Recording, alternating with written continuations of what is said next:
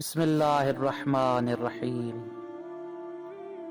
ایک دن حضرت داؤد علیہ السلام نے اپنی دعا میں اللہ تبارک و تعالی سے اپنے جنت میں ساتھ رہنے والے ساتھی کو دیکھنے کی درخواست کی تو ان کی طرف وحی ہوئی، اے ہمارے نبی داؤد، کل صبح شہر کے دروازے سے باہر نکل جانا،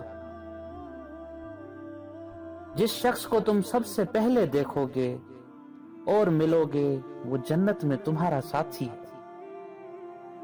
اگلے دن حضرت داؤد علیہ السلام اپنے بیٹے حضرت سلیمان علیہ السلام کو ساتھ لے کر شہر سے باہر نکلے اور ایک بوڑھے آدمی کو دیکھا جو پہاڑ سے لکڑیوں کا ڈھیر بیچنے کے لیے نیچے لایا تھا۔ اس کا نام متا تھا، اور شہر کے دروازے کے پاس کھڑا ہوا اور چلایا، میری لکڑیاں کون خریدے گا؟ تو ایک شخص ملا اور اس نے لکڑیاں خریدی۔ حضرت داؤد علیہ السلام ان کے پاس گئے اور سلام کیا اور کہا، کیا آج آپ ہمیں اپنا مہمان بنا سکتے ہیں؟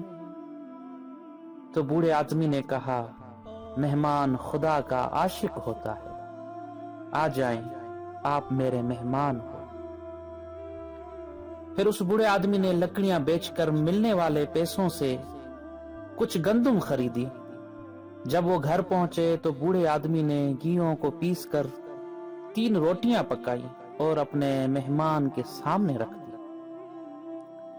جب وہ کھانا کھانا شروع کرتے تو بوڑھا آدمی پہلے بسم اللہ کہتا اور پھر لقمہ کھاتا اور کھانے کے بعد الحمدللہ کہتا۔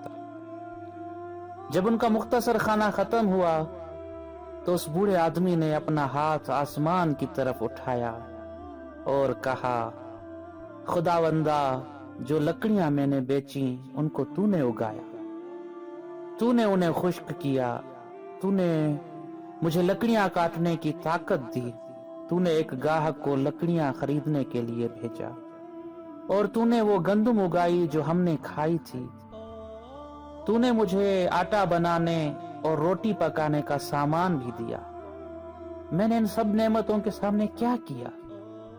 بوڑھے آدمی نے یہ الفاظ کہے اور رونے لگا۔ تب حضرت داؤد علیہ السلام نے اپنے بیٹے سلیمان علیہ السلام کی طرف معنی خیز نظر ڈالی اور کہا، یہی وجہ ہے کہ یہ انسان ہم نبیوں کے ساتھ مشہور ہوگا۔